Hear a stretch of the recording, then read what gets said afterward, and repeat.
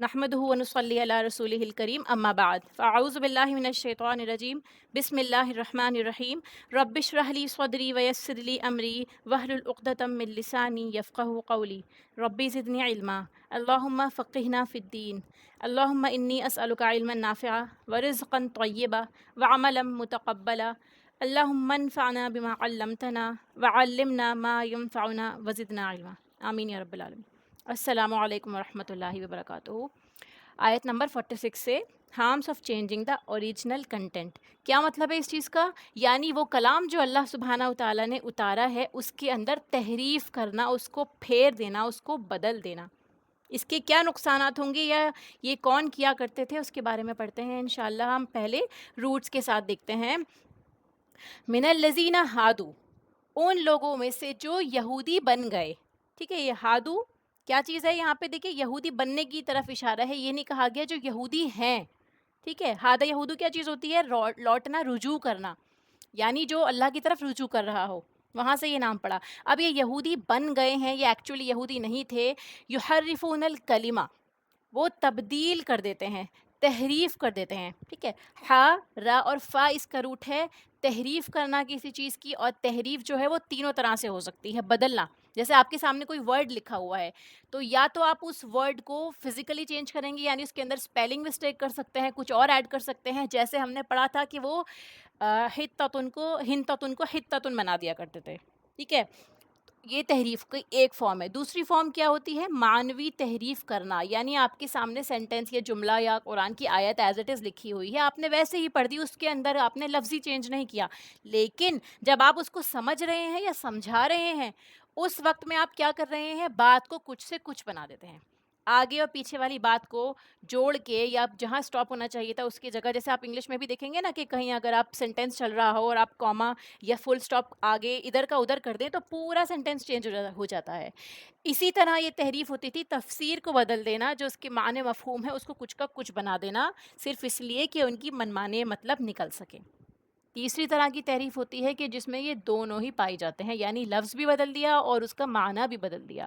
آپ پڑھیں گے، قرآن کی تفسیر پڑھیں گے یا آپ دیکھیں گے کہ بہت سارے مقامات ایسے ہیں جہاں لوگوں نے قرآن کی آیات سے ہی کچھ کا کچھ معنی لیا، ٹھیک ہے، اس کے کانٹیکسٹ بالکل چینج کر دیے ہیں۔ تو یہاں پہ بتائی یہ تحریف تھی الکلمہ، الفاظ کی، ٹھیک ہے، جو الفاظ تھے جو اللہ تعالیٰ کی طرف سے نازل کردہ تھے ان کے اندر چینجز کر دیے، ام مواضع ہی، اپنی جگہوں سے۔ واو زاد آ جو ہے یہاں پہ دیکھیے، مواضع جو ہے موضع کی جمع ہے، ٹھیک ہے۔ اب وہ موضع کیا ہوتی ہے؟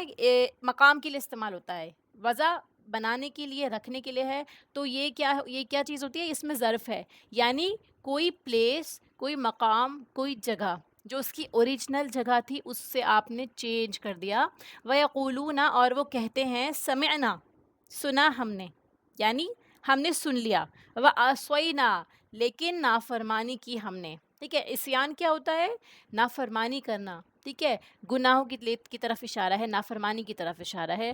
تو عصینا یعنی ہم سنتے تو ہیں لیکن ہم مانیں گے نہیں، ہم نافرمانی کریں گے۔ یہ کس کا قول تھا؟ من الذین ہادو، ٹھیک ہے۔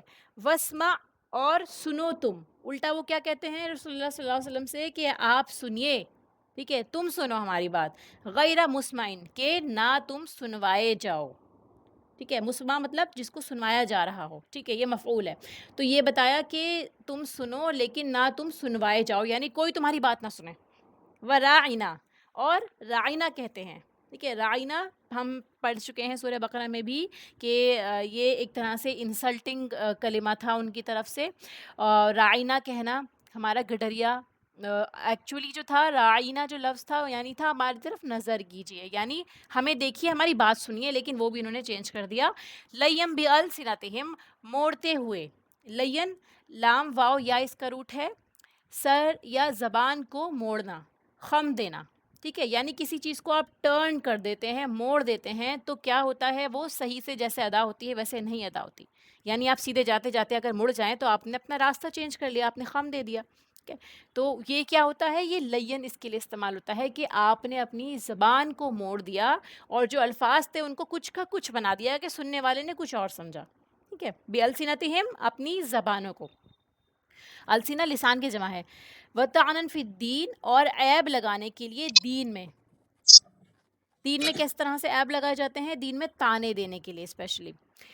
ولو انہم، اور اگر بے شک وہ قالو وہ کہتے سمعنا واطعنا، یعنی اللہ تعالیٰ فرماتا ہے کہ اس کلام کی جگہ جو انہوں نے اوپر کہا کہ سمعنا وعصینا، اگر وہ یہ کہتے کہ سمعنا واطعنا، کہ سنا ہم نے اور اطاعت کی ہم نے. ٹھیک ہے، اطعنا تعون سے بنا ہے، یعنی آپ اطاعت کر رہے ہیں، آپ جھک رہے ہیں، آپ فرما برداری کر رہے ہیں اللہ تعالیٰ کی، تو یہ زیادہ اچھا ہوتا. اور اس کے ساتھ کیا کہنا ہے؟ وسمع وانظرنا، اور سنیے اور دیکھیے ہماری طرف. ٹھیک ہے، آپ ہماری بات سنیے اور ہماری طرف دیکھیے.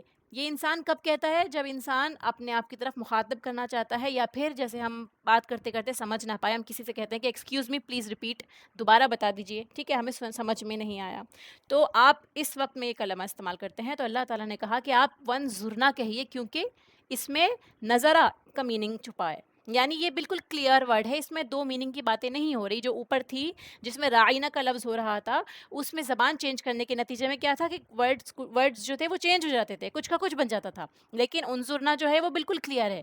لکان خیر اللہم، اللہ تعالیٰ فرماتا ہے کہ یہ بہتر ہے ان کے لیے، اقوم اور زیادہ درست. یہاں سے ہمیں یہ بھی پتہ چلتا ہے کہ ہمیں باتیں سیدھی کہنی چاہیے، صاف، جو دوسروں کو سمجھ میں آئیں.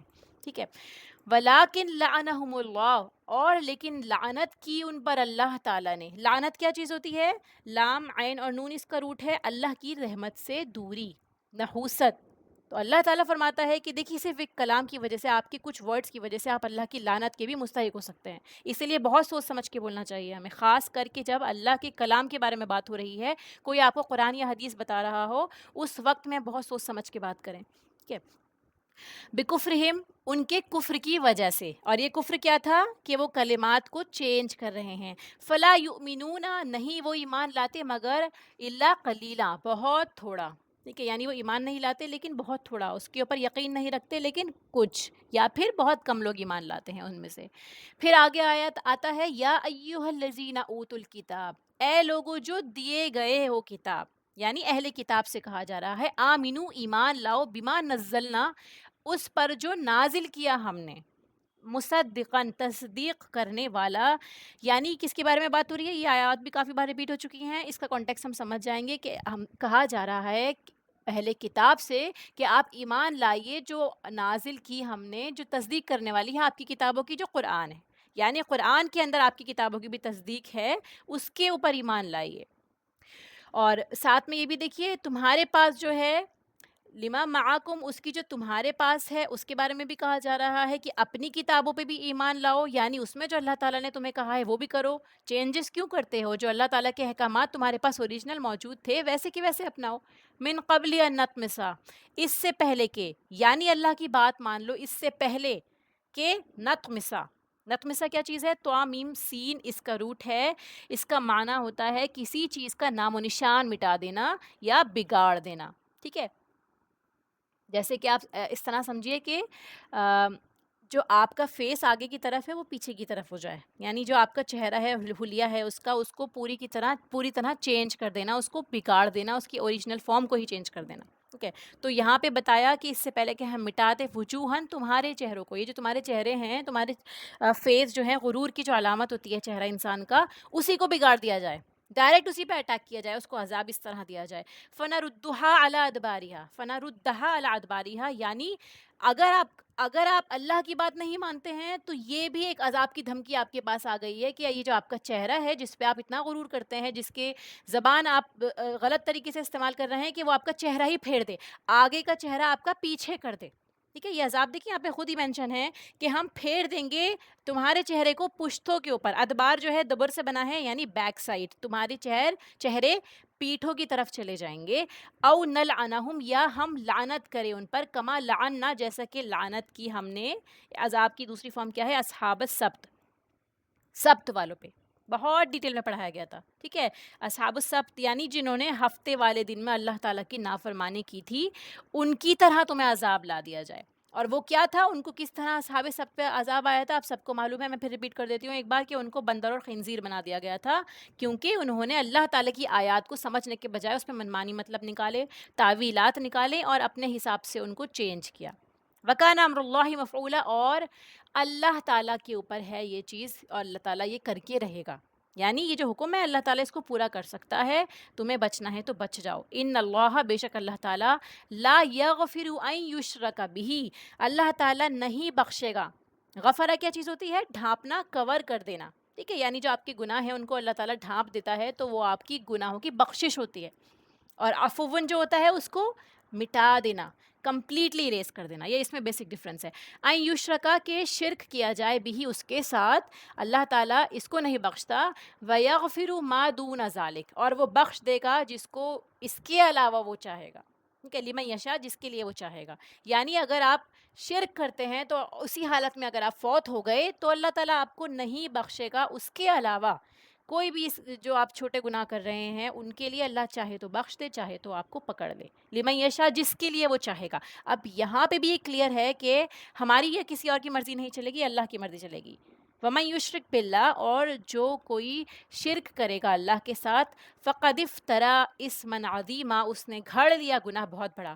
افطرا کا روٹ کیا ہے؟ فا، را اور یا، گھڑنے کے لیے استعمال ہوتا ہے کسی چیز کو جو آپ گھڑتے ہیں، جو اوریجنل نہیں ہوتا، آپ اس کو پریٹینڈ کرتے ہیں یا ایسے شو کرتے ہیں کہ وہ کچھ اور ہے.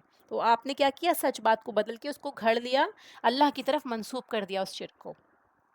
پھر فرمایا الم تر الی الذین یزکون انفسہم، کیا نہیں آپ نے دیکھا ان کی طرف جو پاک قرار دیتے ہیں. یزکونا، زا کافیہ اس کا روٹ ہے، تزکیہ بھی اسی سے بنا ہے، زکوٰۃ بھی سے بنا ہے، یعنی اپنے آپ کو پاک قرار دیتے ہیں، بہت پاکیزہ ظاہر کرتے ہیں لوگوں کے سامنے. انفسہم، اپنے نفسوں کو. بل اللہ یزکی من یشاء، اللہ تعالیٰ فرماتا ہے کہ اللہ تعالیٰ پاک کرتا ہے جس کو وہ چاہتا ہے. آپ اپنے منہ سے اپنی تعریف نہ کریں. ولا یظلمون فتیلا، اور نہ وہ ظلم کیے جائیں گے دھاگے کے برابر. فتیل جو ہے وہ کھجور کی گٹلی کے اوپر جو دھاگا اس کی کورنگ ہوتی ہے اس کو کہا جاتا ہے. ٹھیک ہے. انظر کیف یفترون علی اللہ الکذب، دیکھو کس طرح وہ گھڑتے ہیں اللہ پر جھوٹ. اللہ تعالیٰ کہہ رہا فرماتا ہے یہاں پہ کہ دیکھو ان کے جھوٹ کتنے ہیں، کہ کتنی جھوٹ گھڑ رہے ہیں یہ اللہ تعالیٰ پر. وکفا بہ اسما مبینہ، جھوٹ کیا چیز تھی یہاں پہ؟ یہ شرک کے بارے میں بات ہو رہی ہے. اللہ تعالیٰ فرماتا ہے کہ کافی ہے اس کا گناہ ہونا کھلم کھلا، یعنی یہ شرک کرنا جو ہے یہ صاف گناہ ظاہر ہو رہا ہے، اور یہ کافی ہے یہ بتانے کے لیے کہ یہ کھلا گناہ ہے. آیت نمبر 46 کی تفسیر دیکھتے ہیں انشاءاللہ. من الذین ہادو، بعض یہود کلمات کو ان کی ٹھیک جگہ سے پھیر دیتے ہیں، ہے نا. ان میں سے یعنی ان لوگوں میں سے جو یہودی بن گئے. یہاں پہ جو بتایا نا میں نے کہ من جو لفظ استعمال ہوا ہے، اس کا مطلب کیا ہوتا ہے؟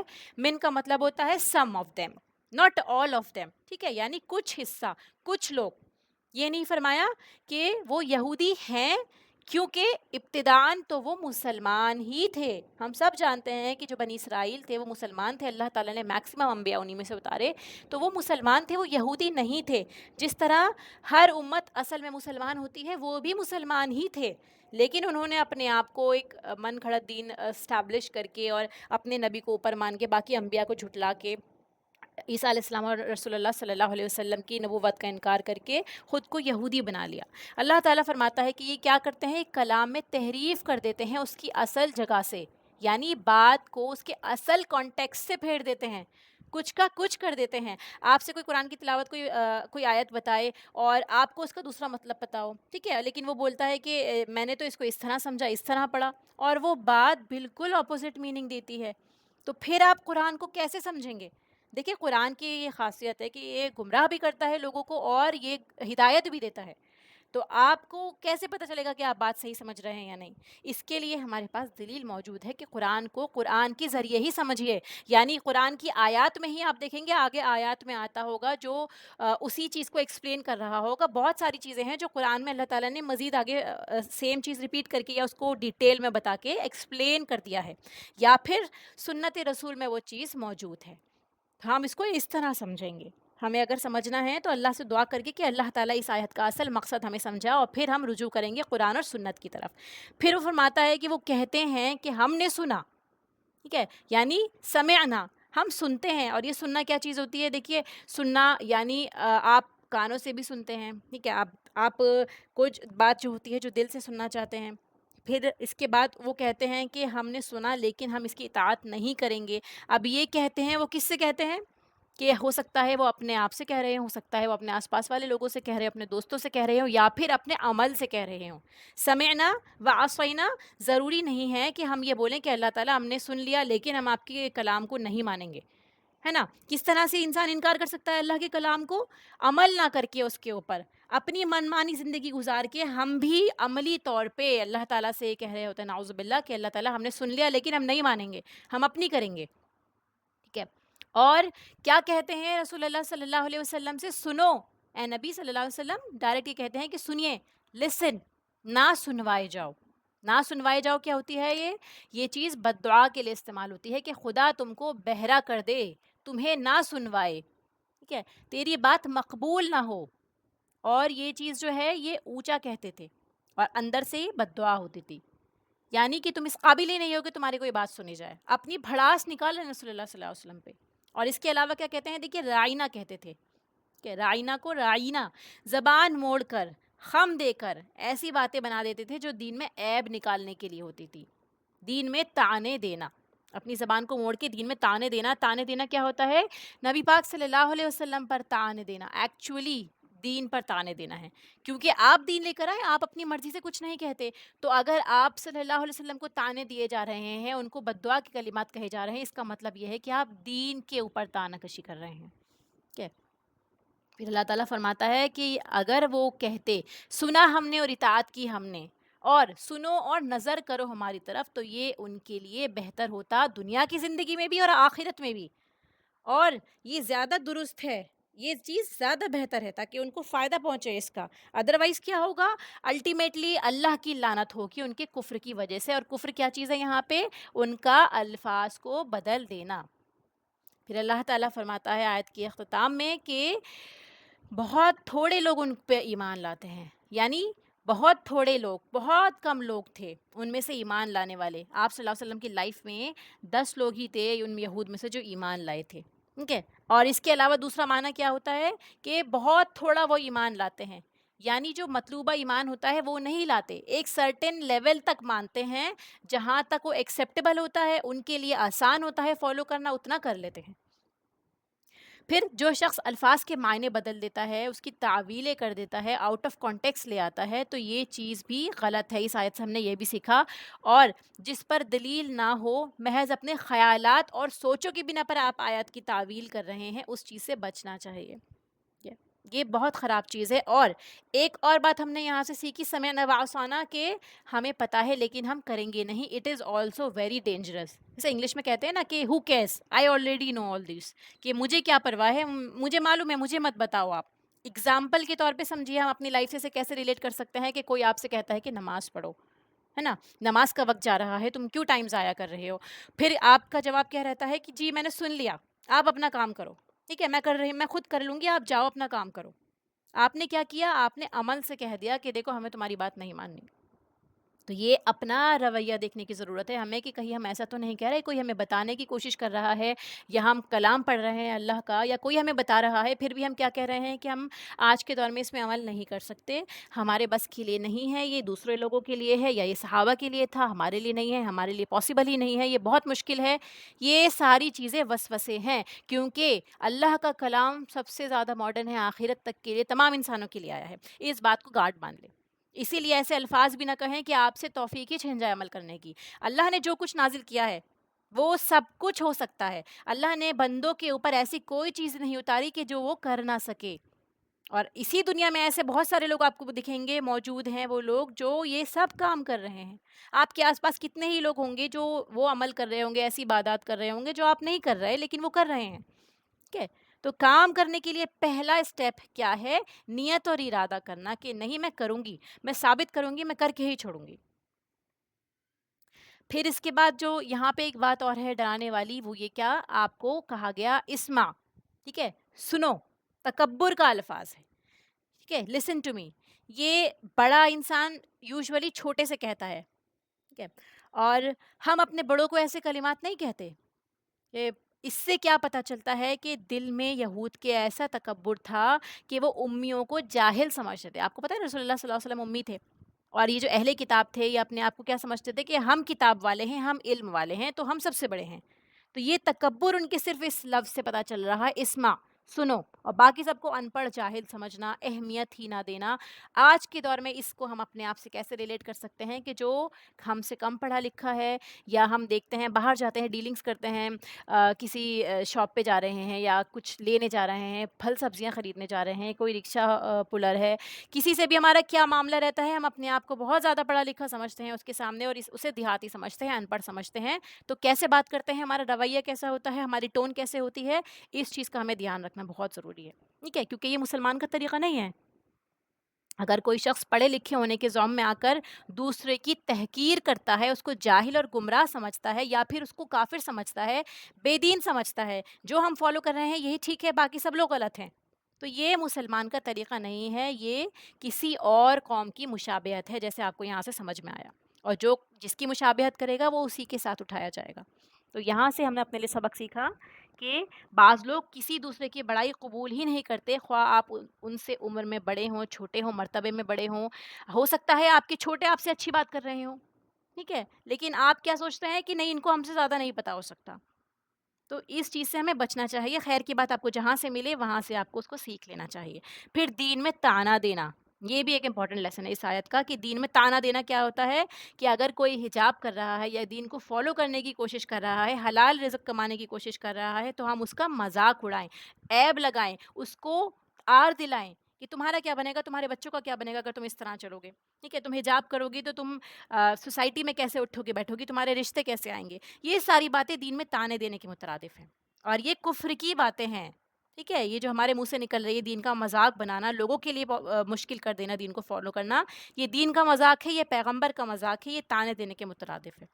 اور نتیجہ کیا ہوگا پھر اس کا، اللہ کی رحمت سے انسان دور ہو جائے گا اور اس کا ایمان ختم ہو جائے گا، پھر اس کو حق نظر آنا ہی بند ہو جائے گا، جیسے کہ ہم نے اس آیت سے سیکھا۔ اللہ تعالیٰ ہم سب کی حفاظت فرمائے۔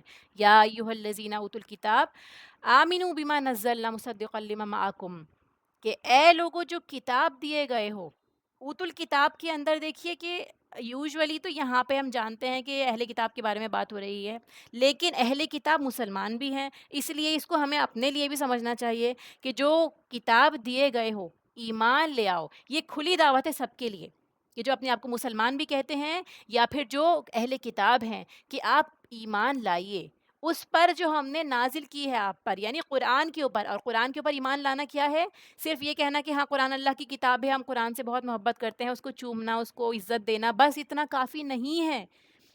مقصد کیا ہے آپ کا اور میرا پڑھنے کا، سمجھنے کا قرآن کو ڈیٹیل میں، کہ ہم اس پہ عمل کریں، ٹھیک ہے، تصدیق کرنے والا ہے وہ ایکچولی ہر حقائق کو سامنے پیش کر کے آپ کو فیوچر کے بارے میں بتا رہا ہے، آپ کو پاسٹ کے لیسنز دے رہا ہے، پریزنٹ میں جو احکامات چاہیے تھے صحابہ کو وہ نازل ہو رہے تھے، تو یہ سچائی کے ساتھ نازل ہو رہا ہے، حق کے ساتھ نازل ہو رہا ہے، ہمیں اس پہ ایمان لانا ہے، اور سب سے بہترین ایمان لانا کیا ہے، کہ آپ اس کو اپنے عمل میں لے کر آئیں۔ اللہ تعالیٰ کیا فرماتا ہے کہ جو تمہارے پاس ہے وہ اس کی بھی تصدیق کر رہی ہے، یعنی پچھلی کتابوں کی بھی تصدیق کر رہی ہے، مان لو اس بات کو، اس سے پہلے کہ ہم تمہارے چہرے بگاڑ دیں، تمہارے چہرے مسخ کر دیں، ٹھیک ہے۔ اب اس کی وجہ کیا ہے، دیکھیے اتنا سخت کمانڈ ہے، جیسے ہم کوئی آپ سے بولے یا کسی سے بولے سزا کے طور پہ کہ دیکھو اتنا اتنا مارا جائے گا تمہیں کہ تمہاری شکل بگڑ جائے گی، ٹھیک ہے، یعنی کتنا غصہ ہوگا اس انسان کو کہ اس نے ایسے سخت کلام استعمال کیا۔ اللہ تعالیٰ کا غصہ ہے یہ، کیونکہ جو نعمتیں جس چیز کے لیے دی جاتی ہیں اگر ان کو ویسے استعمال نہ کیا جائے تو ان نعمتوں کو آپ کو اور میرے پاس رہنے کا کوئی حق نہیں۔ اللہ سبحانہ و تعالیٰ نے ہمیں آنکھیں دی ہیں دیکھنے کے لیے، تو ہمیں اگر ان سے حق نظر نہیں آتا تو ان آنکھوں کا کیا فائدہ؟ اگر اللہ تعالیٰ کے کلام کو نہیں سنتے، حق بات نہیں سنتے، ایسی محفلوں سے اٹھ کے بھاگ جاتے ہیں، کوئی ہمیں اچھی بات بتا رہا ہوتا ہے اور ہم کہتے ہیں کہ ہمیں مت بتاؤ، ہمیں نہیں سننی، یا یہ وقت نہیں ہے، تم صرف ایسی باتیں کرتے رہتی ہو، تو یہ کان ہم نے ضائع کیے، ٹھیک ہے، حق نہیں سننا ہے اگر ہم ان سے، تو ان کا ہونا نہ ہونا برابر ہے۔ یہ گہری، کتنی گہری بات ہے، آپ یہ دیکھیے، اگر ہم اس کو صرف سرسری طور پہ پڑھ کے نکل جائیں تو ہم نہیں سمجھ پائیں گے کہ اس کمانڈ کے پیچھے اللہ تعالیٰ ہم سے کیا چاہتا ہے اور ہم کیا کر رہے ہیں۔ پھر ویسے کان اور آنکھ اللہ تعالیٰ نے جو آپ کو دیے ہیں، ان کی سمجھنے کی توفیق بھی چھن سکتی ہے آپ سے، یعنی ضروری نہیں ہے کہ آپ کی شکل ہی بگڑ جائے، آپ کے کان جو تھے وہ اچانک سے غائب ہو جائیں یا آپ کا چہرہ بدل جائے. آپ صبح میں اٹھتے ہیں، آپ دیکھتے ہیں گناہ کر کے کہ ابھی بھی میں ایسی کی ایسی ہوں، میں نے تو کل یہ آیت پڑھی تھی کہ چہرہ مسح کر دیا جائے گا، لیکن ہم تو ٹھیک ہیں. تو دوسرا جو معنی ہوتا ہے مسح کا، وہ معنوی طور پہ بھی ہے. یعنی فزیکلی نہیں ہو رہا تو وہ معنوی طور پہ بھی ہو سکتا ہے کہ آپ کو ان سے سننے کی توفیق چھن جائے، آپ آنکھوں سے حق دیکھ ہی نہ پائیں، آپ کی زبان اچھی بات کہہ ہی نہ پائے، آپ کی عقل مان ہی نہیں سکتی یا اچھی بات کو سننے کے لیے غور و فکر کرنے کے لیے تیار ہی نہیں ہے. آپ پوری کوشش کر رہے ہیں لیکن پھر بھی نہیں ہو رہی ہے. کیوں؟ کیونکہ آپ نے ایکچولی اللہ تعالیٰ کو راضی کرنے کے لیے وہ کام نہیں کیے ہوں گے. جب آپ بے حسی اختیار کر رہے ہیں تو یہ ساری چیزیں جو ہیں وہ بھی آپ کے لیے یوز لیس ہو جائیں گی. ٹھیک ہے. پھر اللہ تعالیٰ فرماتا ہے کہ پھر پھیر دیں ہم ان کو ان کی پیٹھ کی طرف، آگے کا چہرہ ایسے ہو جائے جیسے پیچھے کا ہے، آپ کی فرنٹ آپ کے بیک میں چلا جائے، یہ دونوں برابر ہو جائیں، یا پھر فیس پیرالسس ہو جائے. ٹھیک ہے. یہ بھی اس کا مطلب لیا جا سکتا ہے. یا ہم ان پر لعنت کریں جیسے ہم لعنت کر چکے ہیں ہفتے والوں پر، ہفتے والے جو بندر بنا دیے گئے تھے. اللہ تعالیٰ فرماتا ہے کہ اس کے لیے کوئی کام مشکل نہیں. اس بات کو مذاق میں مت لیجیے، یہ سیریس بات کی جا رہی ہے، اس لیے اس کو مذاق نہ اڑائیں کہ الٹیمیٹلی کیا ہو سکتا ہے آپ کے ساتھ میں. اللہ تعالیٰ فرما رہا ہے کہ یہ اللہ کا حکم ہے اور یہ ہو کر رہے گا. ٹھیک ہے. اب علماء نے غور کیا کہ کیا یہ حکم پورا ہو چکا ہے یا ہوگا، چہرے کا بدلنے کا ہے یا لعنت کا جو بھی ہے. تو بعض کا یہ کہنا ہے کہ معنوی طور پر یہ ہو چکا ہے، اور حصی طور پر اللہ کی دھمکی ہے کہ باقی قیامت کے دن ہو سکتا ہے کہ وہ فزیکلی مسخ کر دے. ٹھیک ہے. یعنی معنوی طور پہ یہ ہو چکا ہے کہ ان لوگوں کو صلاحیت چھن گئی ہے، وہ حق نہیں سنتے. کتنی کوشش کی رسول اللہ صلی اللہ علیہ وسلم نے لیکن وہ لوگ نہیں سنتے ان کی بات کو. ایسے ہی ہم لوگ ہیں، دیکھیے قرآن پڑھنے والے ہیں یا اللہ کی دین کو فالو کرنے کا دعویٰ کرتے ہیں لیکن ہماری بات نہیں سمجھ میں آتی، ہمارا عمل نہیں بدل رہا، تو ہم پہ بھی اس کا عذاب کا ایک حصہ آ چکا ہے. ٹھیک ہے. پھر جب انسان اللہ کے ساتھ سچا نہیں ہوتا تو اللہ اس کے اندر سے توفیق بھی چھین لیتا ہے. یہ بھی تمس کی طرف اشارہ کرتا ہے. یعنی آپ سچے نہیں ہیں اللہ کے ساتھ، پھر آپ سے توفیق ہدایت بھی چھین لی جائے گی، اور پھر ہم دوسروں سے کہتے پھریں گے ہماری ہدایت کی دعا کرو، لیکن آپ کے اندر توفیق ہی نہیں تھی، آپ نے وہ اپنے سینسز استعمال ہی نہیں کیے. سارے سینسز، ساری عقل دنیا کی چیزوں کے لیے لگانی ہے اپنی، لیکن اللہ کے کلام کو سمجھنے کے لیے ہمیں اپنے دماغ کو استعمال ہی نہیں کرنا. ہمیں سوچنا ہے کہ ہمارے پاس وقت ہی نہیں ہوتا. ہفتے میں ایک دن بھی اگر ہم پڑھتے ہیں تو اس میں بھی سوچتے ہیں کہ کتنا لمبا ہو گیا، بور ہو گیا، ہمیں نیند آنے لگ گئی ہے. اس کے علاوہ آپ اور میں یہ جائزہ لیں کہ ہم پورے ہفتے کے اللہ کے کلام کے ساتھ ٹچ میں ہیں، کیا ہم پڑھ رہے ہیں، سمجھ رہے ہیں یا نہیں. ان اللہ لا یغفر ان یشرک بہ، اللہ تعالیٰ فرماتا ہے کہ بے شک اللہ تعالیٰ نہیں بخشے گا. ٹھیک ہے. بخشنا کیا چیز ہوتی ہے؟ بخشنا ڈھانپنے کے لیے استعمال ہوتا ہے، ڈھانپنا، کور کر دینا. ٹھیک ہے. اب مغفر بھی جو کہ ہوتا ہے وہ ہیلمٹ کے لیے استعمال ہوتا ہے. جب ہم ہیلمٹ سر پہ پہن لیتے ہیں تو ہمارا سر ڈھک جاتا ہے، کور ہو جاتا ہے اس کو. ایسے ہی بخشش ہوتی ہے کہ اللہ تعالیٰ معاف کر دے، آپ کی غلطی کو چھپا دے.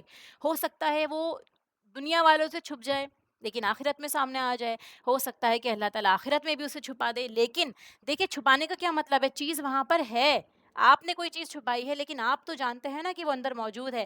ایسے ہی اگر آپ کوئی گناہ کرتے ہیں تو اللہ تعالیٰ کو تو علم ہے، جو آپ سے اتنی محبت کرتا ہے وہ تو دیکھ رہا ہے نا کہ آپ گناہ کر رہے ہیں، چاہے وہ دنیا کے سامنے چھپا دے. آپ اپنی جھوٹی شان دنیا کے سامنے رکھ سکتے ہیں، اپنے آپ کو اچھا کہلوا سکتے ہیں، ہو سکتا ہے آخرت میں بھی بچ جائیں، لیکن یہ تو سوچیں کہ وہ رب تو جانتا ہے کہ آپ نے کیا کیا ہے. اللہ تعالیٰ کیا فرما رہا ہے یہاں پہ کہ اللہ تعالیٰ بخش دے گا سارے گناہ، اس کی کس کے علاوہ؟ شرک کے علاوہ. اللہ تعالیٰ شرک کو نہیں بخشے گا کہ اس کے ساتھ کسی کو شریک کیا جائے. اللہ تعالیٰ کے ساتھ شریک کرنا کیا ہوتا ہے؟ اس کی ربوبیت میں، اس کی الوہیت میں کسی کو شریک کرنا. کیا مطلب ہے اس کا ربوبیت اور الوہیت کا؟ ٹھیک ہے. اللہ تعالیٰ کے ساتھ کیسے کیسے ہم شریک کر سکتے ہیں لوگوں کو یا کسی کو بھی؟ تو اس کے اندر یہ آتا ہے کہ اللہ کی ذات، اللہ کی صفات، یعنی اللہ سننے والا ہے، اللہ تعالیٰ رزق عطا کرنے والا ہے، اللہ تعالیٰ دعاؤں کو سنتا ہے، اللہ تعالیٰ حاضر اور ناظر ہے. پھر اس کے علاوہ اللہ کے حقوق جو اللہ کو دینے چاہیے تھے، یعنی اللہ کی بندگی ہمیں جو کرنی تھی، وہ اس میں ہم دوسروں کو شریک کر رہے ہیں یا اختیارات دوسروں کو دے رہے ہیں کہ یہ ہمیں اولاد دے سکتا ہے، ہمیں رزق دے سکتا ہے، یا ہماری صورت بنا سکتا ہے، بگاڑ سکتا ہے. یہ ساری چیزیں کیا ہیں؟ اللہ تعالیٰ کے ساتھ میں، کہ اللہ کی ذات صفات میں کسی کو شریک کر دیا. اس کے علاوہ کہ اللہ کے سوا کوئی اور بھی ہے جو ہماری اندر سے واقف ہے. ٹھیک ہے. ہمیں ہمارے بارے میں جانتا ہے بنا کہے، غیب کا علم جاننے والے لوگ ہو گئے. یا پھر کسی کو نفع نقصان کا مالک سمجھنا، فلاں ڈاکٹر نے یا فلاں جگہ کے مزار پہ جا کے آپ کے کام ہو جائیں گے، یہ ساری چیزیں ہیں. کوئی آپ کو نقصان پہنچا سکتا ہے، آپ سوچیں گے کہ فلاں مجھے نقصان دے دے گا، کوئی تعویذ مجھے نقصان دے دے گا، یا کوئی اور چیز مجھے نقصان دے دے گی. یہ سب چیزیں شرک میں آتی ہیں. ٹھیک ہے. اللہ تعالیٰ روزی دینے والا ہے، اللہ تعالیٰ حفاظت کرنے والا ہے، اسی کے آگے سر جھکانا چاہیے. لیکن بندے کیا کر رہے ہیں؟ دوسروں کے آگے جھک رہے ہیں، اپنے آپ کو عاجز کر رہے ہیں. ٹھیک ہے. دوسروں کے نام پہ صدقہ اور نیازیں کر رہے ہیں، قربانیاں کر رہے ہیں. تو اللہ تعالیٰ فرماتا ہے کہ شرک کے علاوہ دوسرے گناہوں کی معافی ہو جائے گی، لیکن جس کے لیے وہ چاہے گا، یہ اس کا اختیار ہے. اب وہ گناہ دیکھیے جو توبہ کیے بغیر مر گیا ہو، اس کی طرف اشارہ ہے. ادروائز شرک بھی اگر آپ دنیا میں اللہ تعالیٰ سے اپنی زندگی میں ہی معافی مانگ لیتے ہیں، اللہ نے آپ کو توفیق دی، آپ کو ہدایت مل گئی اور آپ نے سچی توبہ کری، تو اس کی بھی معافی ہے زندگی میں. یہاں جو بتایا جا رہا ہے وہ یہ ہے کہ اسی حال میں آپ مر جاتے ہیں کہ آپ نے توبہ ہی نہیں کی. تو آپ پھر کسی آگے امید نہ لگائیں اللہ تعالیٰ سے رحمت کی، کیونکہ آپ اسی حال میں مر گئے ہیں، آپ نے اللہ کے ساتھ شریک کیے ہوئے تھے. تو اب اللہ تعالیٰ کی مرضی، اللہ تعالیٰ چاہے تو اس کے علاوہ باقی گناہوں کو معاف کرے یا نہ کرے، لیکن وہ شرک کو معاف نہیں کرے گا. ٹھیک ہے. غیر اللہ کو اللہ کے برابر بنانا یہ شرک ہے. اور اس کے سوا دیکھیے دون کا جو لفظ استعمال ہوا ہے نا یہاں پہ، دون، تو دون جو ہے وہ عربی میں کم کے لیے بھی استعمال ہوتا ہے، ادنا ہے نا. کم کا کیا مطلب ہے؟ دیکھیے دنیا کا روٹ بھی یہی ہے، دال واو نون، تو کمتر چیز، کم ہونا. تو دنیا بھی آخرت کے مقابلے میں کمتر ہے. اور دوسرا کیا معنی ہوتا ہے کہ اس کے ما صفا، اس کے علاوہ. ٹھیک ہے. تو اس کے علاوہ دوسرا معنی اس میں یہ بتایا ہے کہ دیکھیے کم درجے کی چیز ہو. اس سے کم درجہ کیا ہے؟ دیکھیے شرک کا، کہ شرک کے علاوہ کفر کرنا ہو گیا، نفاق ہو گیا. ٹھیک ہے. یہ اس سے کم درجے کے ہیں اللہ تعالیٰ سے شرک، کیونکہ آپ اللہ تعالیٰ کو بھی مان رہے ہیں، لیکن نعوذ باللہ آپ کیا کہہ رہے ہیں کہ اللہ تعالیٰ یہ چیز کرنے کے لائق نہیں تھا، یا اللہ تعالیٰ کے پاس یہ اختیار نہیں تھا، اس نے دوسروں کو اختیار دے دیا. کہ نعوذ باللہ اللہ تھک گیا تھا، یا اللہ تعالیٰ کے پاس یہ اختیارات نہیں ہیں. ٹھیک ہے. اس کی مرضی ہے، وہ چاہے تو معاف کرے، اس کی مشیت ہے، اس کی حکمت ہے، وہ جانتا ہے کہ کس کو معاف کرنا ہے اور کس کو نہیں. اس سے کمتر جو گناہ ہوتے ہیں وہ ان کو معاف کر دے گا، ان کے لیے معافی ہے توبہ اور استغفار کے ذریعے. ٹھیک ہے. یا پھر سزا، یعنی آپ جب کفارہ ادا کر دیں گے اس چیز کا، تو بھی آپ کو جو ہے اس کی معافی مل سکتی ہے کفارہ ادا کرنے کے بعد. پھر شرک جو ہے وہ جب اگر اس کی توبہ نہیں کی جائے تو وہ معاف نہیں ہو سکتا. اگر آپ نے شرک کی اللہ تعالیٰ سے معافی نہیں مانگی نا، تو وہ معاف نہیں ہوگا. سیکنڈ.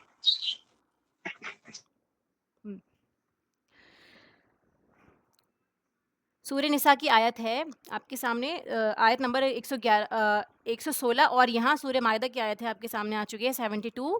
یہ دونوں آیات ہیں. اس میں بتایا جا رہا ہے کہ جس نے اللہ کے ساتھ کسی کو شریک ٹھہرایا تو اللہ نے اس کے لیے جنت کو حرام کر دیا، اور اس کا ٹھکانہ آگ ہے. یعنی اگر آپ شرک کرتے ہیں تو آپ کا ٹھکانہ آگ ہوگا اور جنت آپ پہ حرام ہے. ایسے ہی حدیث مبارکہ میں بھی آتا ہے کہ شرک سے بڑا کوئی گناہ نہیں. اسی لیے ہمیں کیا کرنا ہے؟ صرف ایک اللہ کی عبادت کرنی ہے. یہاں سے اس آیت سے بھی ہمیں پتہ چلتا ہے کہ شرک کی مکمل طور پہ ہمیں نفی کرنی ہے. الم تری الی الذین یزکون انفسہم. اب دیکھیے اگر ہم شرک کا دھیان دیں نا، ہم اس کو کافی بار پڑھ چکے ہیں کہ ہم شرک تو نہیں کر رہے، کسی کے آگے سجدہ نہیں کر رہے، لیکن شرک جو چھپے ہوئے ہوتے ہیں، ایسے کسی کو شریک کرنا جو شرک خفی کہلاتا ہے، ہلکے گناہ یا پھر چھپے ہوئے کسی کو شریک کرنا، اس کے بارے میں ہمیں پڑھنا چاہیے کہ ہمیں کون کون سی چیزیں ایسی ہیں جن میں ہم اللہ کا شریک ٹھہرا رہے ہیں اور ہمیں معلوم بھی نہیں ہے. ٹھیک ہے. اس کے بارے میں بھی انشاءاللہ ہم اسٹڈی کریں گے. کیا تم نے دیکھا ان لوگوں کو جو اپنے آپ کو پاکیزہ قرار دیتے ہیں؟ اللہ تعالیٰ فرماتا ہے کہ کچھ لوگ ایسے ہیں، ٹھیک ہے، وہ سارے لوگ اس میں شامل ہیں جو کہیں کہ اس میں ہمارا کیا قصور ہے. یعنی آپ کچھ بھی کرتے ہیں، آپ غلط کام کر رہے ہیں لیکن اپنے آپ کو پاکیزہ ٹھہرا رہے ہیں. کہ سارے غلط کام کر کے بھی آپ وضاحتیں دے رہے ہیں، ایکسکیوزز دے رہے ہیں کہ ٹھیک ہے یہ غلطی تو ہو گئی لیکن سب سے ہوتی ہے. یا پھر آپ سوری کر کے کہتے قصہ ختم کر دو، یا پھر آپ کہتے ہیں کہ میں نے کیا ہے تو غلط کیسے ہو سکتا ہے. آپ اپنے آپ کو پاکیزہ قرار دینے کی کوشش کرتے ہیں. تو اس کے اندر اور بھی بہت ساری مثالیں آتی ہیں کہ اپنے آپ کو پاکیزہ کیسے انسان ظاہر کرتا ہے. اللہ تعالیٰ یہاں پہ فرماتا ہے کہ یہ جو معاملہ ہے آپ کو ایکچولی اللہ سے درست کرنا ہے. ٹھیک ہے. کیا تم نے دیکھا ان لوگوں کو جو اپنے آپ کو پاکیزہ قرار دے رہے ہیں؟ اپنے آپ کو پاکیزہ قرار دینا، اپنی تعریف کرنا، اپنے منہ سے اپنی بڑائی ظاہر کرنا، یہ کہنا کہ ہم بڑے خاندان کے لوگ ہیں، ہم اونچی کاسٹ کے لوگ ہیں، ٹھیک ہے؟ اللہ تعالیٰ کے سامنے تو سب بندے ہیں، اللہ تعالیٰ کے لیے سب برابر ہیں، ٹھیک ہے؟ یہ سمجھنا خود کو دوسروں سے بہتر ہے، رسول اللہ صلی اللہ علیہ وسلم نے بھی اس کو اپنے لیے پسند نہیں فرمایا۔ آپ بھی یہ کہتے ہیں کہ میں اللہ کا بندہ اور اللہ کا رسول ہوں، مجھے اتنا درجہ نہ دو، یعنی اللہ تعالیٰ کے ساتھ آپ کا جب نام لیا جاتا ہے، جیسے آپ کو بولا تھا نا اللہ اور رسول، جب ایک صحابی نے کہا نا اللہ اور اس کا رسول نہیں بولا، انہوں نے اللہ اور رسول بولا، تو آپ صلی اللہ علیہ وسلم نے اس چیز کو پسند نہیں فرمایا، آپ نے کہا کہ کہو اللہ اور اس کا رسول، کیونکہ خالق اور مخلوق برابر نہیں ہو سکتے۔ تو کسی مخلوق کو یہ زیب نہیں ہے کہ وہ اپنی پاکیزی نفس کے دم بھرے دعوے کرے لوگوں کو کہ دیکھو میں کتنا بلند مقام ہوں، میرا کیا مقام ہے اللہ کے یہاں، اتنی نیکیاں میں نے کی ہوئی ہے، یا اللہ تعالیٰ تو مجھے بخش ہی دے گا، یا مجھے بڑا مقام اللہ کیا ملنا ہے، کیونکہ اللہ تعالیٰ کو معلوم ہے کہ کس کا کیا مقام ہے، کس کو کیا ملنا چاہیے، ٹھیک ہے؟ یہ سب اللہ تعالیٰ کے سامنے ہے، ہم کو نہیں معلوم۔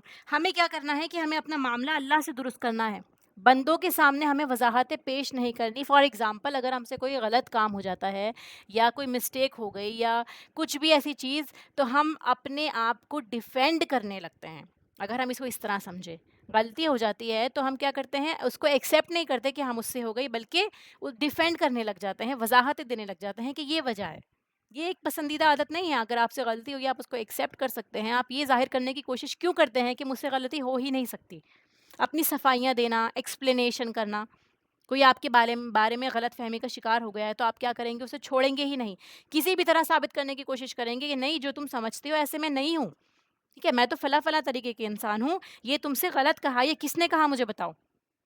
تو انسان انسانوں کے سامنے کب تک سچا ہو سکتا ہے کہ اگر ہو بھی جائیں تو بھی آپ کو وہ کیا دے سکتا ہے، ٹھیک ہے؟ کہ فلاں تو بہت نیک عورت ہیں، اس سے زیادہ وہ کیا کر لے گا؟ آپ اپنے عمل سے ثابت کریے نا، بار بار صفائی دینے کی کیا ضرورت ہے دوسروں کو؟ سب چھوڑ کر ہم کیا کرتے ہیں، پوری طاقت اپنی لگا دیتے ہیں صفائیاں دینے میں، اپنے آپ کو اچھا ثابت کرنے میں۔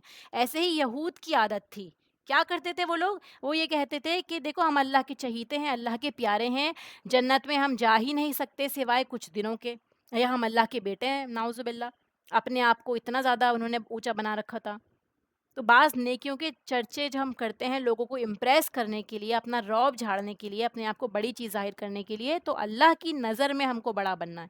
ہم یہ بھول جاتے ہیں کہ لوگوں میں بڑا ہونا کچھ فائدہ نہیں دیتا، اگر اللہ تعالیٰ کی نظروں میں ہم بڑے نہیں ہیں تو یہ ساری چیزیں بیکار ہیں ہمارے لیے۔ تو یہاں سے ہمیں دو طرح کے کردار ملتے ہیں۔ ایک وہ کردار ہے جو اللہ سے ڈرتا ہے، اپنی غلطیوں پر نظر رکھتا ہے، اپنے عیب اس کو دکھائی دیتے ہیں اور وہ لوگوں میں اس کا چرچا نہیں کرتا اپنے اچھے کاموں کا۔ دوسرا کردار ہے کہ اس کو ساری فکر لگی رہتی ہے لوگوں کی نظر میں اچھا بننے کی، ظاہریت پر اس کی نظر رہتی ہے کہ میں لوگوں کے بیچ میں اچھے کام کروں اور لوگ میری تعریف کریں۔ تو سچا انسان کون ہے؟ جس کی توجہ اور محنت اللہ کو راضی کرنے پر ہوتی ہے۔ یہی اصل نیکی ہے، عاجزی اور ہمبلنس۔ کیا تم نے دیکھا ان لوگوں کو جو اپنے آپ کو پاکیزہ قرار دیتے ہیں؟ تو ہمیں اس سے یہ سبق ملتا ہے کہ ہم محنت کریں اللہ کو راضی کرنے کے لیے، اس کی نظروں میں پاکیزہ ہونے کے لیے، نہ کہ خود اپنی پاکیزگی کے دھم بھرے۔ اللہ تعالیٰ فرماتا ہے کہ بلکہ اللہ پاک کرتا ہے جس کو وہ چاہتا ہے، اور وہ دھاگے برابر بھی ظلم نہ کیا جائے گا۔ یعنی اللہ تعالیٰ جسے چاہے پاک کرے، جسے چاہے اس کے درجے بڑھائے۔ انسان کو ایسے اعمال، ایسے رویوں سے بچنے کی ضرورت ہے جس سے پاکیزگی نفس کے دعوے کیے جاتے ہیں۔ جیسے آپ صلی اللہ علیہ وسلم نے، ایک صحابیہ تھی، انہوں نے اپنی بیٹی کا نام رکھا برہ، ٹھیک ہے؟ برہ کا کیا مطلب ہوتا ہے؟ نیک بیوی۔ تو آپ صلی اللہ علیہ وسلم نے اس چیز کو پسند نہیں فرمایا اور آپ کا نام تبدیل کر دیا کہ ایسا نام مت رکھو، اس کی جگہ آپ زینب نام رکھو، ٹھیک ہے؟ کیونکہ اللہ ہی جانتا ہے کہ تم میں سے پاکیزہ کون ہے، نیک بیوی کون ہے، ٹھیک ہے؟ اس چیز کو بھی آپ نے پسند نہیں کیا، اتنا خیال رکھا ہے آپ نے، دیکھیے۔ تو نہ کسی کو اپنی اتنی تعریف کرنی چاہیے، اور نہ ہی ہمیں دوسروں کی اتنی زیادہ تعریف کرنی چاہیے کہ ہم ان کو تکبر میں مبتلا کر دیں، ٹھیک ہے؟ اور وہ انسان کیا کرے، اپنے نیک کام کرنا ہی چھوڑ بیٹھے۔ یعنی آپ نے دیکھا کہ فلاں انسان جو ہے وہ بہت نیک ہے، ٹھیک ہے، آپ اپنی تعریف تو نہیں کر رہے، لیکن آپ اس کی اتنی تعریف کرنے لگے، اتنا سر چڑھا دیا آپ نے اس کو کہ وہ تکبر میں ہی مبتلا ہو گیا۔ یا پھر یہ کہنا کہ دیکھیں فلاں انسان تو جنتی ہے، یا ہمارے ماں باپ تو جنتی ہیں۔ آپ کو کیا پتا کون جنتی ہے؟ کوئی چلا گیا یا کوئی دنیا میں موجود ہے جو آپ کے مطابق اعلیٰ صفات کا مالک ہے، تو پھر یہ سمجھنا کہ یہ تو جنتی ہے، یہ چیز غلط ہے۔ یہ کہنا بھی غلط ہے، کیونکہ یہ اللہ کا فیصلہ ہے، اللہ جسے چاہے جنت میں بھیجے اور جسے چاہے نہ بھیجے. ٹھیک ہے، تو ہمیں بڑے بول سے بچنے کی بھی ضرورت ہے. اس آیت میں بھی آتا ہے، سورہ نجم کی آیت ہے یہ، کہ اللہ تعالیٰ جانتا ہے، تم اپنی پرہیزگاری اپنے آپ بیان نہ کرو، وہی خوب جانتا ہے کہ کون پرہیزگار ہے. یعنی دیکھیے یہاں سے بھی ہمیں حکم مل گیا، اللہ تعالیٰ اس چیز کو پسند نہیں کرتا. اللہ تعالیٰ نے آپ کو اور مجھے حکم دے دیا کہ آپ اپنی پرہیزگاری بیان نہ کریے. اللہ تعالیٰ خوب جانتا ہے کہ کون پرہیزگار ہے اور کون نہیں. آگے آیت کا حصہ ہے کہ وہ دھاگے برابر بھی ظلم نہیں کیے جائیں گے. یہاں پہ ہے نا فتیلہ کا لفظ استعمال ہوا ہے، ولا یظلمون فتیلہ. اب یہ فتیلہ کیا چیز ہوتی ہے، اس کے لیے میں نے آپ کے سامنے پکچر رکھی ہے. دیکھیے حقیر سی چیز کی طرف اشارہ ہے. اگر معنوی طور پہ دیکھیں تو کینڈل کا جو دھاگا ہوتا ہے نا، اس کے لیے بھی لفظ استعمال ہوتا ہے. یا پھر کھجور کی گٹلی کے اوپر جو یہ وائٹ کلر کی آپ دیکھیں گے، کھجور کی گٹلی آپ جا کے دیکھے گا کہ جب آپ اس کی گٹلی نکالیں گے تو اس کے اوپر ایک جھلی چڑی ہوئی ہوتی ہے. ٹھیک ہے، کتنی حقیر سی چیز ہے، کتنا مائنیوٹ ہے. اس کے اوپر جو ہے چھوٹا سا چھید ہوتا ہے گٹلی کے اوپر، اس کو نقیر کہا جاتا ہے. یہ لفظ بھی قرآن میں استعمال ہوا ہے. اور یہاں پہ فتیلہ استعمال ہوا ہے، یعنی یہ کیا ہے، دیکھیے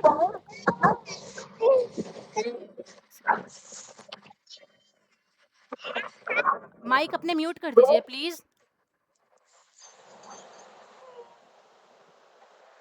فتیلہ کا لفظ استعمال ہوا ہے یہاں پہ کہ آپ کو دھاگے برابر بھی گناہ، آپ کو ذرے برابر بھی جو ہے اس چیز کے لیے آپ کا ریوارڈ نہیں روکا جائے گا. ٹھیک ہے، یعنی اتنا سا بھی اگر آپ نے کوئی نیکی کا کام کیا ہوگا تو اللہ تعالیٰ یہ بھی نہیں روکے گا آپ سے دینے کے لیے. کہاں ہم یہ سوچیں نا کہ اللہ تعالیٰ کیا ہمیں فلاں کا ریوارڈ ملے یا نہ ملے، یا کتنے ہی ایسے کام ہیں جو ہم کرتے ہیں اور ہمیں خود نہیں پتا ہوتے. اللہ تعالیٰ اس بات سے یہ ظاہر کر رہا ہے. اور کھجور کا لانے کا مقصد یہ ہے کہ عرب میں جو تھی یہ بہت کامن تھی، اسٹیپل فوڈ تھا ان کا. تو وہاں پہ اتنی حقیر چیز، اور وہ بہت اچھے سے اس مثال کو سمجھ سکتے تھے. آپ اور میں تو چاہے اتنی اچھی طریقے سے شاید نہ سمجھ پائیں، لیکن وہ لوگ سمجھ پاتے. یعنی اتنا بھی ظلم نہیں ہوگا آپ کے ساتھ، اللہ تعالیٰ بالکل غلط نہیں ہونے دے گا آپ کے ساتھ میں. اگر آپ اچھا کرتے ہیں اور دنیا میں اس کا بدلہ نہیں مل رہا، تو آپ یہ سوچ لیں کہ اس چیز کا بھی ریوارڈ اللہ تعالیٰ کے یہاں ہے. اتنا مائنیوٹ سا کوئی کام کیا ہوگا تب بھی اللہ تعالیٰ آپ کا ریوارڈ ضائع نہیں ہونے دے گا. پھر جو تعریف کے بارے میں آتا ہے تو حدیث مبارکہ میں موجود ہے، رسول اللہ صلی اللہ علیہ وسلم نے منع فرمایا کہ آپ کسی کی تعریف نہ کریں. That we should throw dust upon the faces of those who shower too much praise. ہم تعریف کرنے والوں کے چہرے پر مٹی ڈال دیں. ٹھیک ہے، یعنی ان کا منہ بند کر دیں. اگر ان کا منہ بند کرنا پڑے مٹی بھر کے تو بھی بند کر دیں. جو تعریف کر رہے ہیں لوگ، ان کو اتنا زیادہ ناپسندیدہ عمل ہے یہ کہ آپ مٹی بھر دیں ان کے منہ میں. یعنی کسی انسان کو اپنی تعریف کرنے کے لیے یہاں پہ منع کیا گیا. اس حدیث مبارکہ سے بھی ہمیں سپورٹ مل رہا ہے. پھر دوسری حدیث بھی آتی ہے، رسول اللہ صلی اللہ علیہ وسلم نے سنا کسی کو تعریف کرتے ہوئے اپنے بھائی کے بارے میں.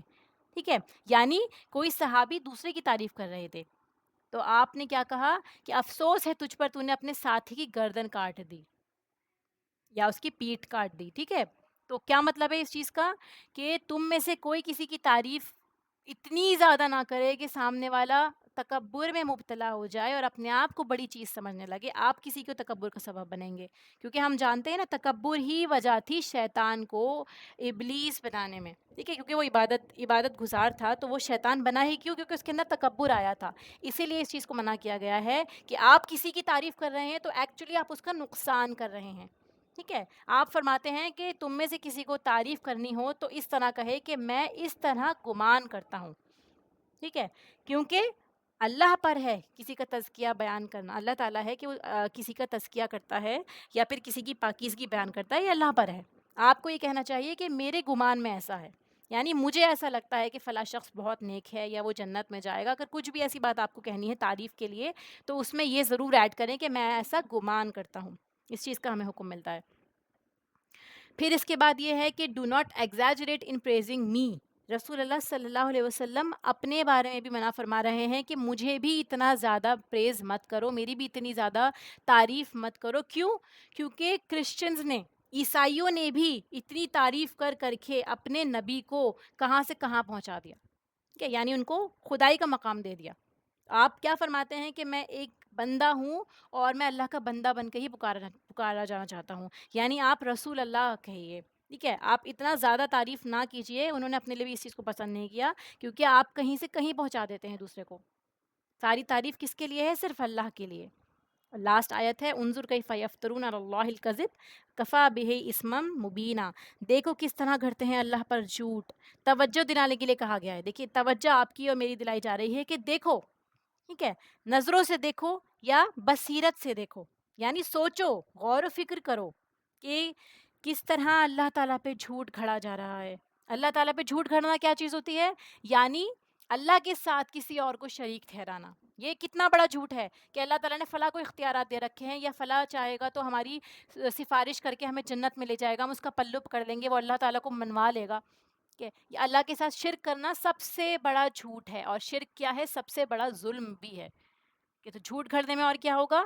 ہم مسلمان ہیں، ہماری نجات تو لازمی ہے، یہ سوچنا اپنے بارے میں. پھر کسی چیز کو حلال حرام خود کر دینا اپنے آپ پہ یا دوسروں پہ، جیسے کہ یہود بھی کیا کرتے تھے. بغیر علم کے اللہ تعالیٰ کے بارے میں باتیں کرنا، اللہ تعالیٰ تو ایسا کہتا ہے، اللہ تعالیٰ ایسا کرے گا، اللہ تعالیٰ تمہیں جہنم میں ڈال دے گا. ٹھیک ہے، یہ اللہ کو یہ بات پسند نہیں ہے. آپ کو کیسے پتا؟ آپ کے پاس کوئی دلیل نہیں ہے تو آپ کیسے بول سکتے ہیں بغیر علم کے اللہ کے بارے میں؟ پھر کسی کو کافر قرار دینا، فلاں شخص تو پکا کافر ہے، وہ تو اپنے باپ کا ماں باپ کا نافرمان ہے، وہ حرام کھاتا ہے، ٹھیک ہے، اس کا بزنس ٹھیک نہیں ہے. کوئی بھی ایسا فتویٰ ہم اپنی مرضی سے کیوں دے رہے ہیں؟ ہمارے پاس کوئی دلیل ہے؟ اللہ تعالیٰ نے ہمیں بتا دیا ہے کیا بنا علم کی فتویٰ دینا؟ تو اس چیز کی طرف اشارہ ہے کہ یہ جھوٹ گھڑنا ہے. دیکھو کس طرح گھڑتے ہیں وہ اللہ پر جھوٹ، کافی ہے اس جھوٹ کا کھلا گناہ ہونا. یعنی یہ چیزیں جو ہیں، جو بے دلیل کی باتیں ہو رہی ہیں، یہ اللہ کی طرف جو آپ نسبت کر کے باتیں کر رہے ہیں، یہ جھوٹی بات ہے. یہ بالکل کلیئر ہے، کوئی اس میں شک نہیں ہے کہ یہ جھوٹ نہیں ہے. اب یہاں پہ دیکھیے انظر کا جو لفظ استعمال ہوا ہے، قرآن میں کئی مقامات پر آپ دیکھیں گے تو اس سے 3 چیزیں مراد لی جاتی ہیں. جب بھی انظر کا لفظ آئے تو یا تو صرف نبی پاک صلی اللہ علیہ وسلم سے خطاب کیا جا رہا ہوتا ہے، ٹھیک ہے، یا پھر عام خطاب کیا جا رہا ہوتا ہے لوگوں کے لیے، کہ ایسی آیات آتی ہیں جس میں کوئی وعید ہوتی ہے، باقی امت کے لیے بات بتانی ضروری ہوتی ہے، یا پھر آپ کو بھی بتایا جاتا ہے یا سب، اور اس کے ساتھ سب کو بتایا جاتا ہے. تو یہاں اس آیت میں یہی تیسرا مقصد ہے کہ آپ اللہ تعالیٰ کی طرف منسوب کر رہے ہیں یہ چیزیں، یہ جھوٹ، اور یہ جھوٹ ہے، اس کا جھوٹ ہونا کافی ہے. اللہ تعالیٰ سے دعا ہے کہ اللہ تعالیٰ ہمیں عمل کی توفیق عطا فرمائے، ہمیں شرک سے بچائے، اور ہمیں بغیر دلیل کے اللہ تعالیٰ کی طرف کوئی بھی ایسی بات جو ہے وہ ہم اس کی طرف نسبت کر کے نہ بولیں. ان آیات کی تلاوت سن لیجئے. من الذين هادوا يحرفون الكلم عن مواضعه ويقولون سمعنا وعصينا واسمع غير مسمع وراعنا ليا بألسنتهم وطعنا في الدين ولو أنهم قالوا سمعنا وأطعنا واسمع وانظرنا لكان خيرا لهم وأقوم ولكن لعنهم الله بكفرهم فلا يؤمنون إلا قليلا. يا أيها الذين أوتوا الكتاب آمنوا بما نزلنا مصدقا لما معكم من قبل أن نطمس وجوها فنردها على أدبارها أو نلعنهم كما لعنا أصحاب السبت وكان أمر الله مفعولا. إن الله لا يغفر أن يشرك به ويغفر ما دون ذلك لمن يشاء ومن يشرك بالله فقد افترى إثما عظيما.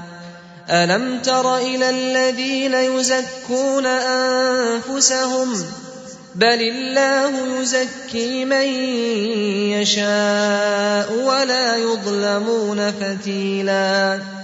انظر كيف يفترون على الله الكذب وكفى به إثما مبينا.